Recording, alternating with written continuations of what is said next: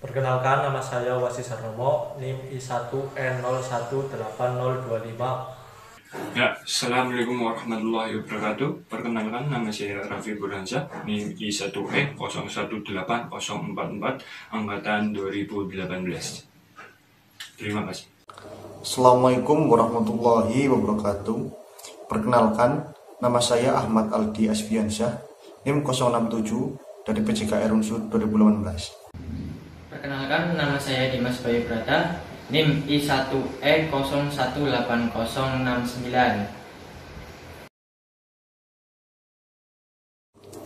Ya, di sini saya akan menjelaskan asal permainan Tratintin atau secara singkat permainan Tratintin. Permainan Tratintin sudah ada sejak pada zaman dahulu. Namun sampai sekarang belum diketahui dengan baik dan dengan pasti asal-usulnya, penciptanya, dan mulai tahun berapa permainan ini dimainkan di Indonesia. Permainan ini memiliki banyak sebutan di setiap daerahnya. Sebagai contoh, di daerah Sunda biasa disebut dengan istilah ucing sumput, sedangkan dalam bahasa Jawa sering disebut dengan delikan, cetungan, dan cepungan. Permainan yang serupa juga banyak dimainkan di negara-negara luar negeri dengan istilah yang berbeda-beda tentunya.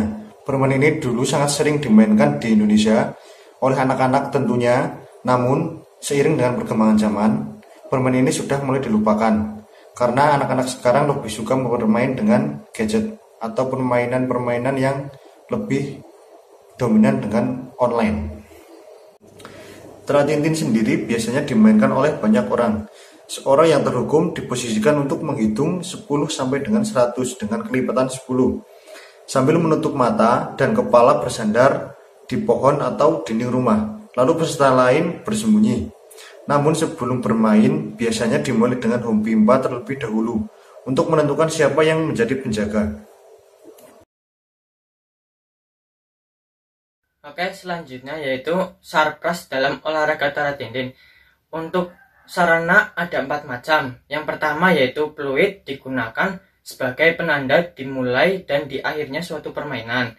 Yang kedua yaitu stopwatch, digunakan untuk mencatat waktu. Yang ketiga yaitu papan skor, digunakan untuk mencatat perolehan poin dari setiap tim. Yang keempat yaitu kaos tim. Untuk kaos tim sendiri harus berbeda setiap timnya, dengan tujuan agar pemain lebih mudah membedakan mana teman sendiri maupun tim musuh. Untuk prasarana bisa menggunakan pohon, dinding rumah maupun dinding yang lainnya.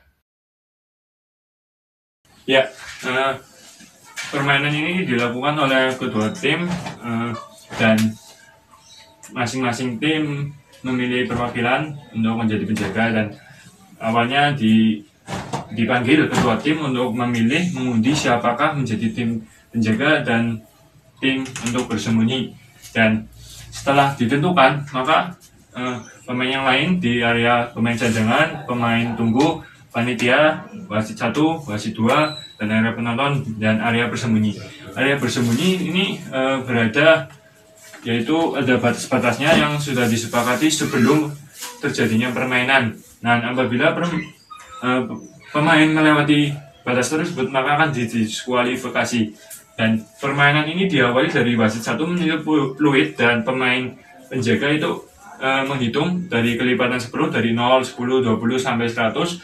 Setelah menghitung itu, pemain boleh mencari pemain yang bersembunyi sambil menghitung pemain yang bersembunyi ini mencari persembunyian. Dan setelah menghitungnya kan pemain penjaga boleh, dan setelah mencari dan apabila menemukan pemain yang sedang bersembunyi dan menyebutkan namanya dan menuju ke dinding dan bilang lintong, maka pemain yang bersembunyi akan mati. Dan apabila pemain yang bersembunyi ini berlari lebih dahulu menuju dinding dan bilang lintong, maka pemain tersebut mendapatkan poin.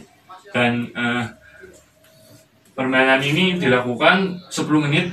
Setelah itu berakhir dan bergantian tim yang bersembunyi bergantian menjadi tim penjaga, dan penjaga menjadi tim yang bersembunyi.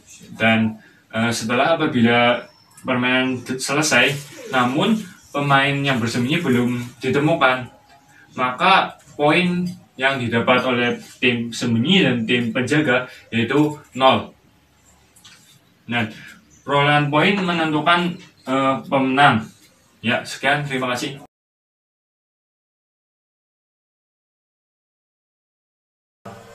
Saya akan menjelaskan pedoman penskoran dalam permainan tradisional teratintin.